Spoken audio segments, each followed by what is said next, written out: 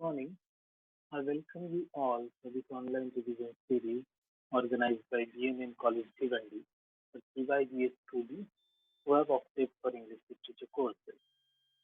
I am Dr. Anil Sonamne, Assistant Professor, Department of English, Linguistic College of Arts and Commerce, Vasai. I would like to thank Sri Vijay Jadhav sir, Honorable President Padma Shri Annasaheb Jadhav Bharatiya Samaj Unnati Mandal, Sri Balakrishna Kale sir, Honorable Executive President, Padma Shri Annabhau Jadhav Bharatiya Samaj Unnati Mandal, Dr. Ashok Vaz, Principal, B.N.N. College. I would also like to thank Dr. Sudhir Nikam, Head of the Department of English, B.N.N. College, Bhiwandi, Chairperson, Board of Studies, University of Mumbai. I would like to thank Ms. Namrata Jadhav for the technical support she rendered. Dear students, let's begin with the revision of TYBA Semester 6 paper, Translation Theory and Practice. We go according to the division of syllabus that's divided into 3 units. And I would like to share the PowerPoint presentation. Yes. So the unit 1, terms and concepts.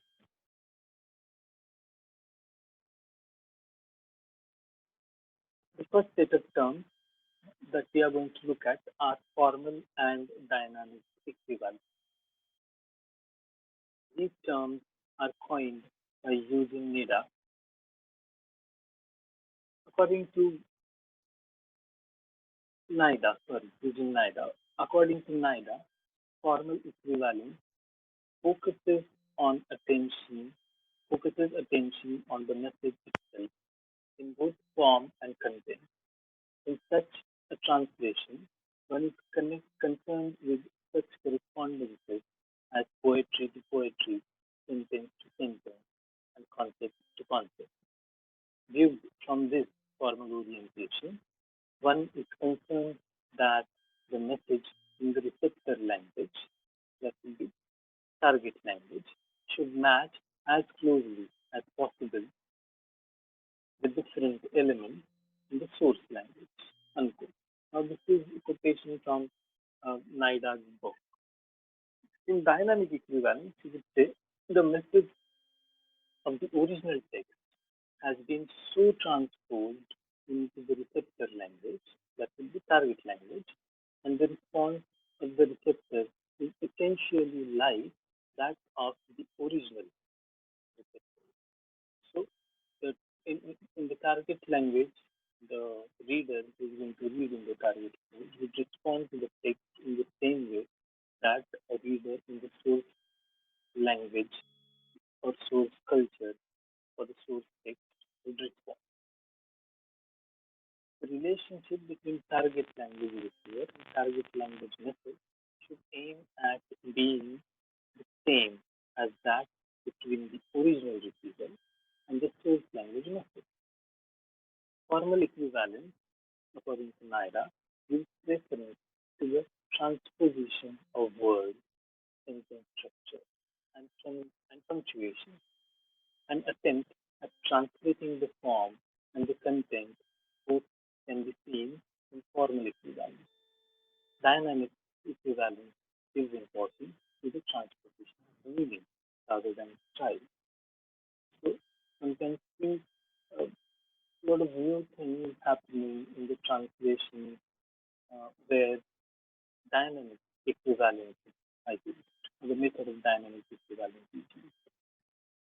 Next set of terms that we have are interlingual and intralingual translation. Now, these terms are coined by, or we can see these terms in Roman Jakobson's essay on linguistic aspects of translation.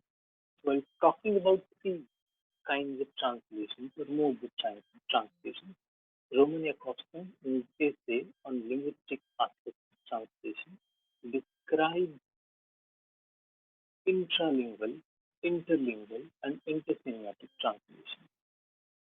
According to Yakofsky, intralingual translation or rewording is an interpretation of verbal signs by means of other signs in the same language. So the translation is happening in the same language, and summarization would be the best example of intralingual translation. A good example of this could be the activity of summarization of a story. The act of summarizing a story from the same language is an example of intralingual translation.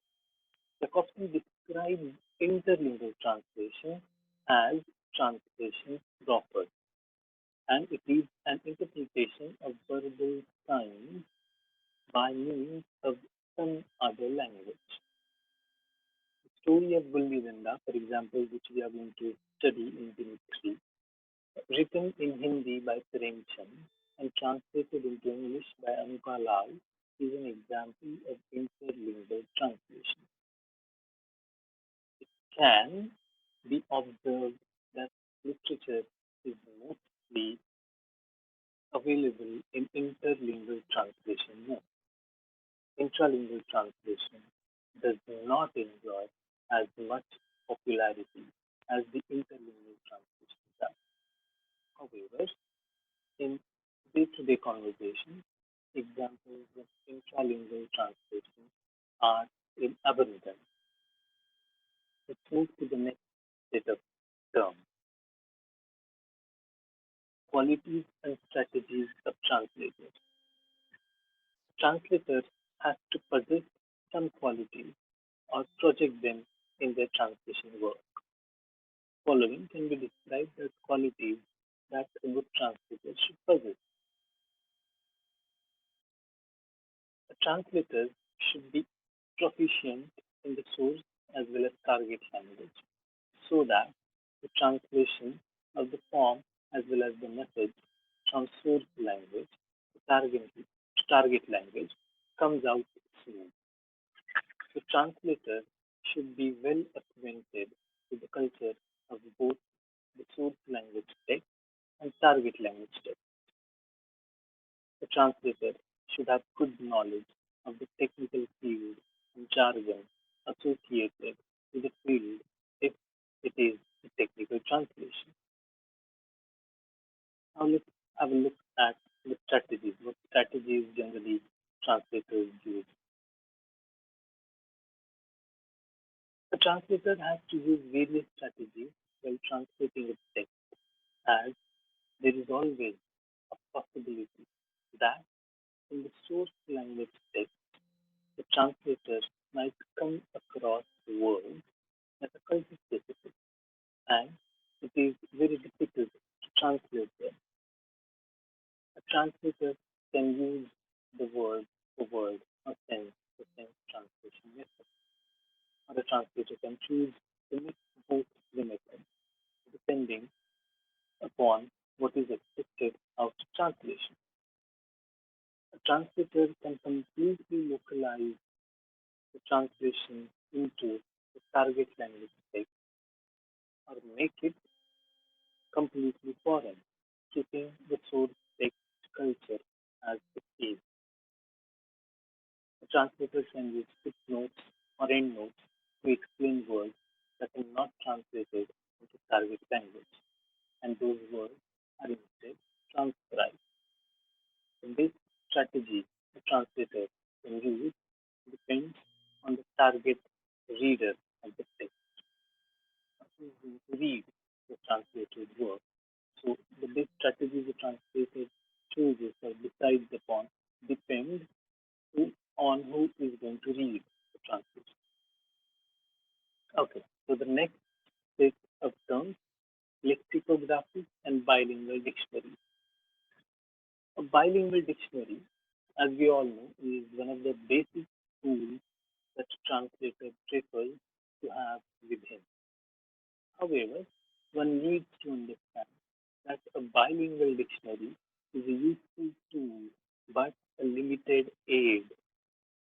A text, for example, written in Marathi, spoken in a particular part of Maharashtra, may have Words that one cannot find in the bilingual dictionary. The culture and region specificity of language make it difficult to use the bilingual dictionary. The entire production, circulation, and consumption machinery of dictionary is also a problem. There are limitations on the consumption of dictionary. Not many people would be interested in buying bilingual dictionary.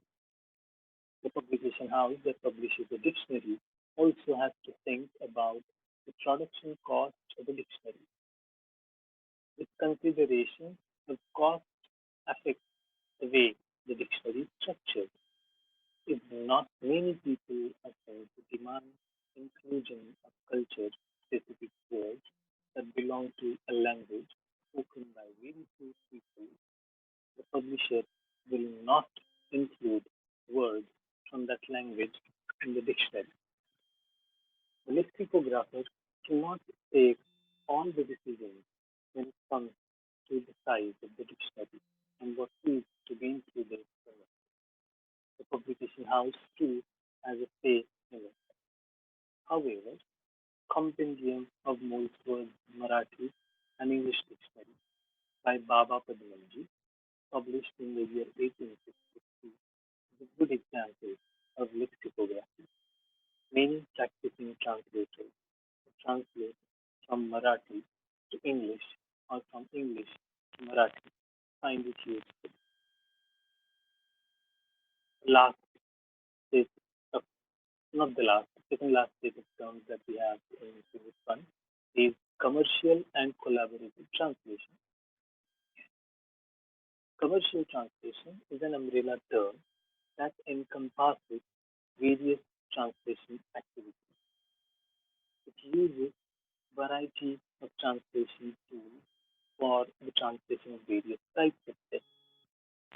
The function and purposes of commercial translation can be varied. Marv Olohan describes literary and religious translation as professional activity.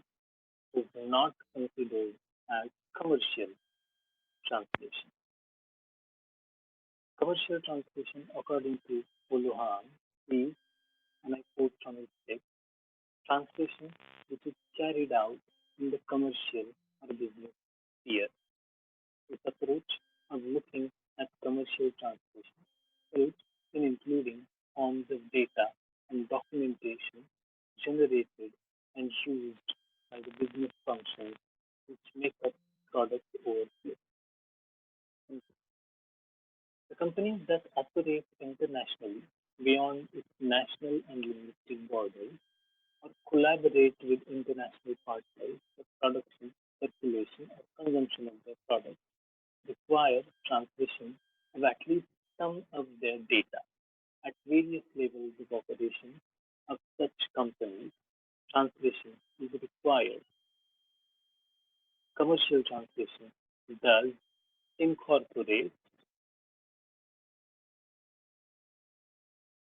terms like technical translation, but it is possible to focus on the cultural and social significance of commercial translation as well.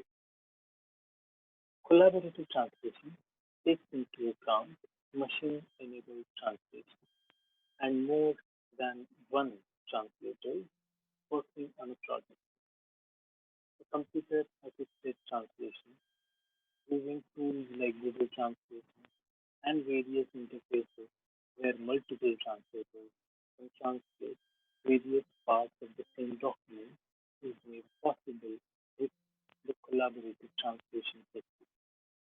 Most of the time, if it is a commercial translation with heavily jargon source language text, the multiple translators and their varying styles of translation do not matter much. The technical language can give the impression of seamless translation. The globalized business and development in information technology has made the collaborative translation more interesting. Now, the last uh, terms that we are going to have a look at are audio-visual subtitling and dubbing as forms of translation. Audio-visual subtitling and dubbing as forms of translation are all media related. All these activities of translation have gained popularity and have become must due to the online video streaming services like Netflix and Amazon Prime Video. The amount of video content generated for these video streaming services is enormous. The films and web series produced on these services have worldwide viewership. Thus, the need for audio visual translation, subtitling, and dubbing as acts of translation become important. A web series like Sacred Game, which has Hindi as its original language, needs subtitles in various languages as it is going to be seen all over the world. All these modes of translation are intersemiotic. Subtitling requires the translator to have the knowledge of both the source as well as target culture and language. He or she also needs to take into account how long the frame or scene is going to last on the screen. Based on the visual time of the dialogue spoken, the translator has to translate the dialogue. A dialogue cannot be made lengthy in translation as after the frame changes in the new frame, new dialogue is going to appear and the viewer will get strong subtitles for long dialogue. Along with subtitling, dubbing is also an interesting act of translation. The dubbing artist has to lend a particular mood to the dialogue through his voice after the dubbed dialogues are given to him. For example, the famous James Bond series latest film, No Time to Die, released its dubbed trailer in Marathi, Hindi, as well as Bhojpuri languages. So all these terms are important to look at translation, just think of translation, and also the translation that you're going to study in unit number 3. Now we move to unit number 2, that types of translation processes and problems. In that, we are going to study issues related to the translation of prose and fiction, issues related to translation of poetry, and issues related to translation of drama. So we begin with translation of prose and fiction. The process of translation, prose and fiction require good command over both the source as well as target language. But along with it, what is required is a good sense of close reading. Source text needs to be read carefully, understood properly, and then its interpretation has to be rendered into the target language. However, the mere length of a novel might challenge the translator as the amount of time required for the translation of a longer novel might have an impact on the continuity and the style of the translator.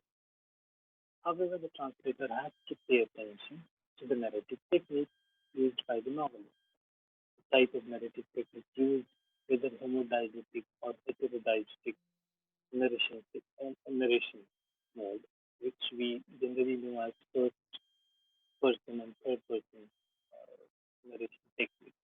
It becomes important while translating a novel.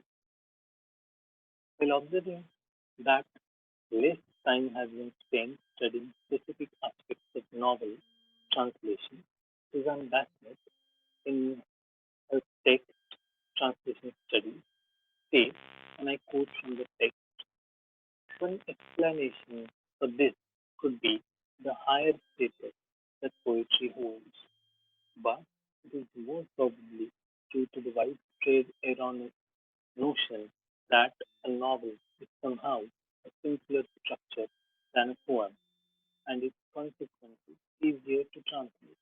Unquote. Since novel is a longer text, the translator has to be careful in understanding how the first few passages relate to the middle portion of the novel and its end as well. This would determine what strategies the translator uses while translating a novel, though there is always a possibility of deviations in terms of translation of cultural elements in the source language novel.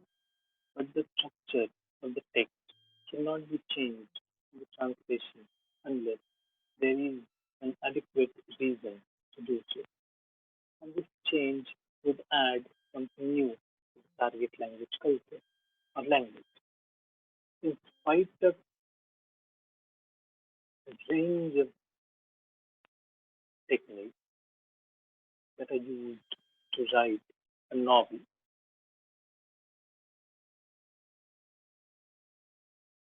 there is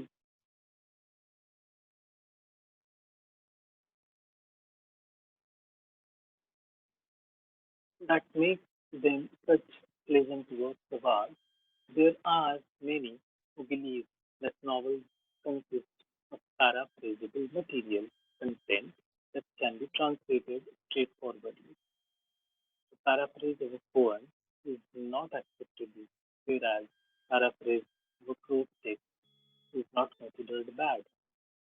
As Bassett records, and Hilaire Belloc puts forth six general rules for the translator of prose text, we will talk about only three here.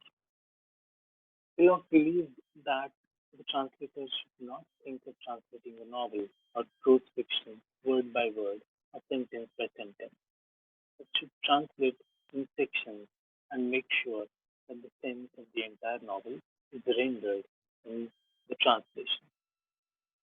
Secondly, he advises the translator to transmute boldly by making the translation anew.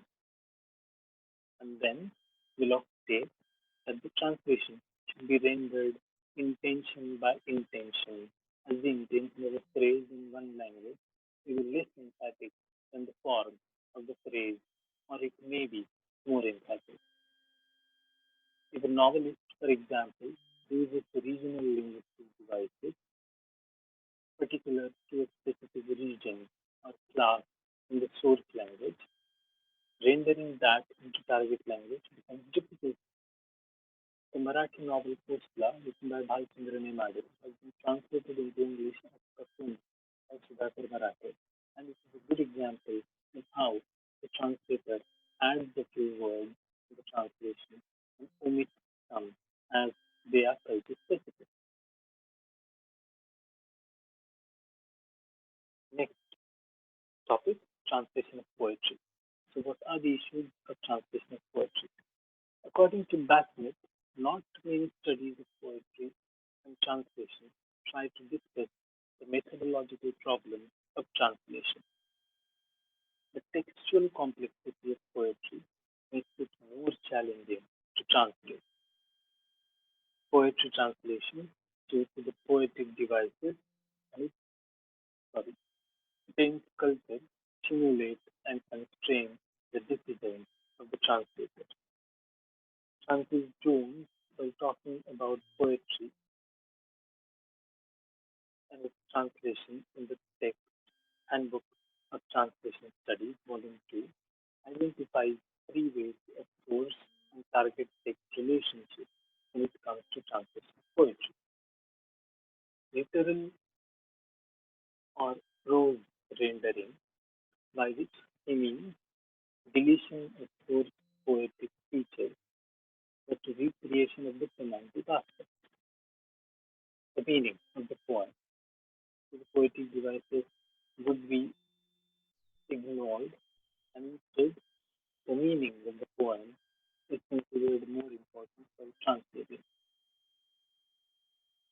The second is adaptation or version or imitation by which we mean changing the key aspects of the source poem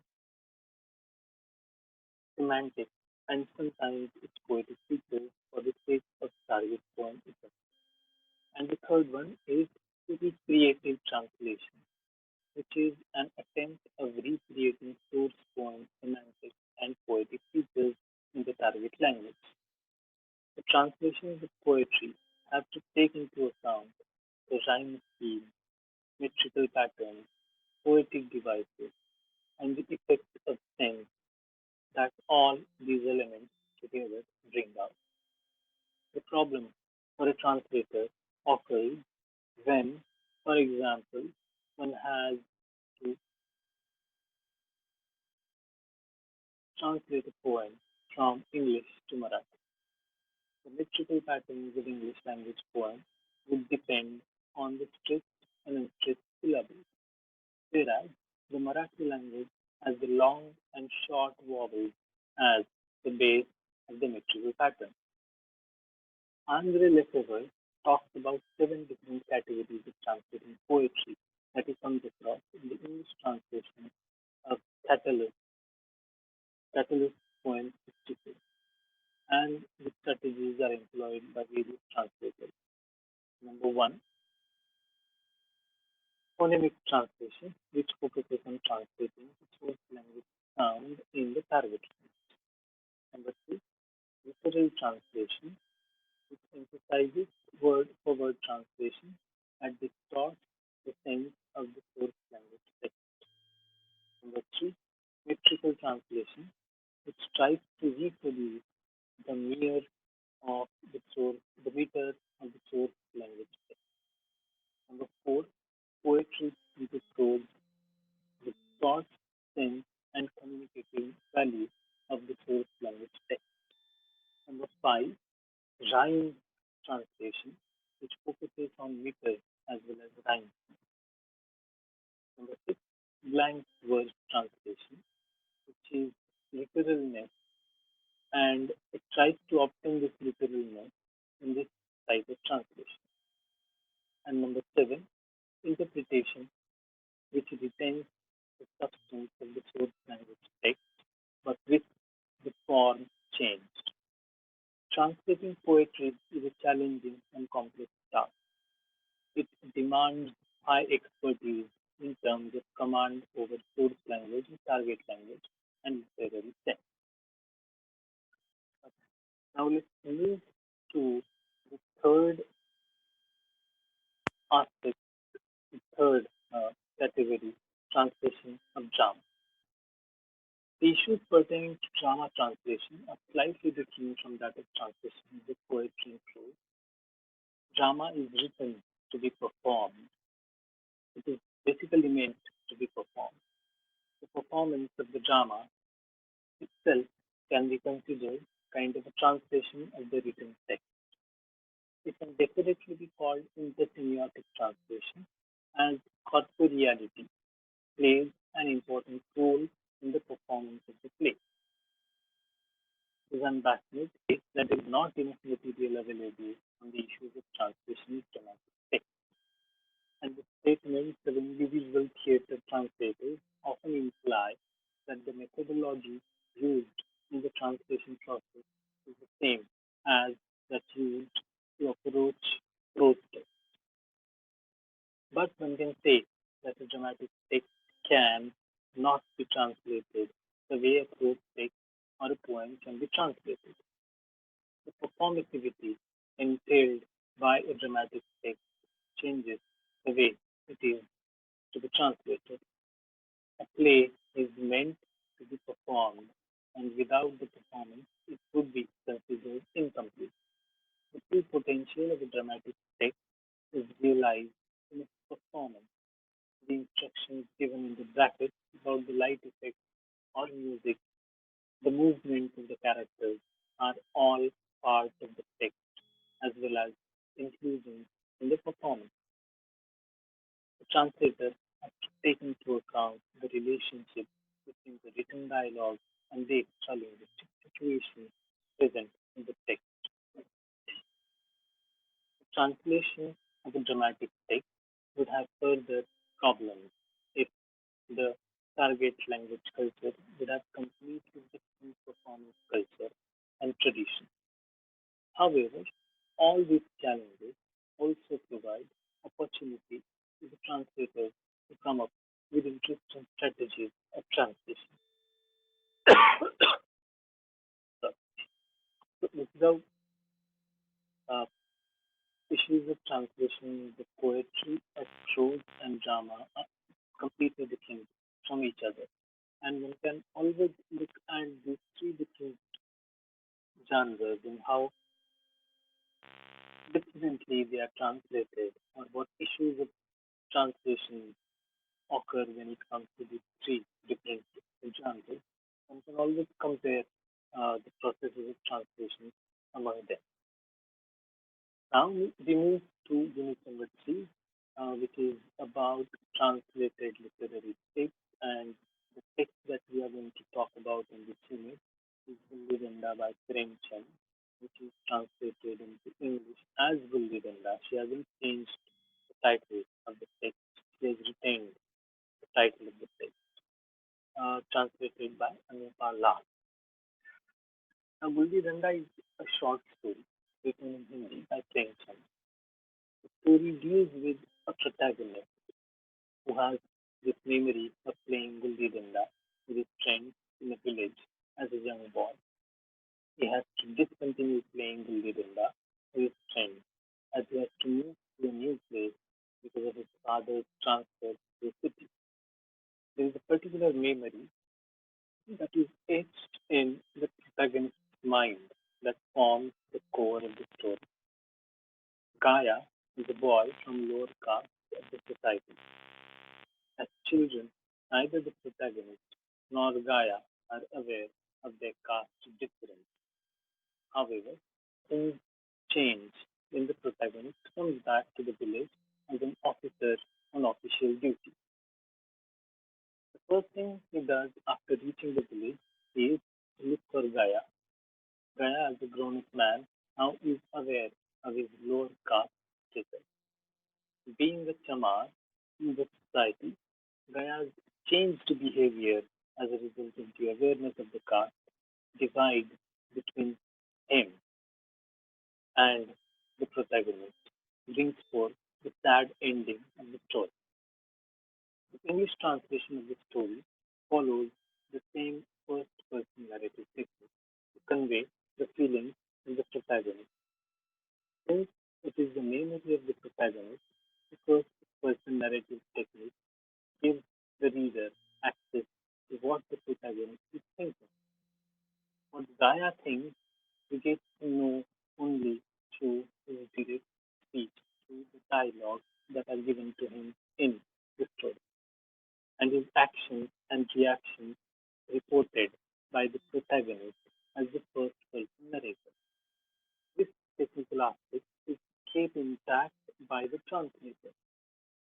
The title of the story, Villibenda, has been kept as it is and is transcribed since there is no equivalent game or terms available in the target language and culture.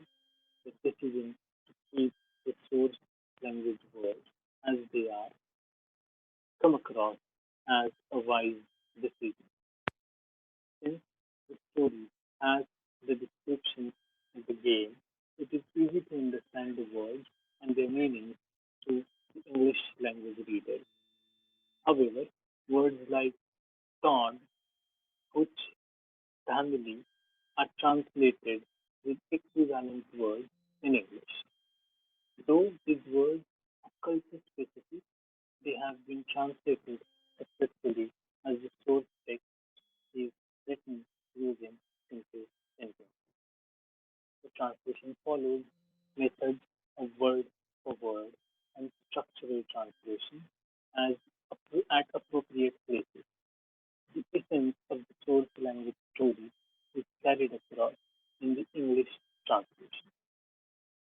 So this is how we can analyze the story with the help of close reading of the story, trying to find out its narrative technique, and then comparing it to the translated text, whether the translated text follows the same narrative technique whether the translated text uses word for word or sense for sense translation.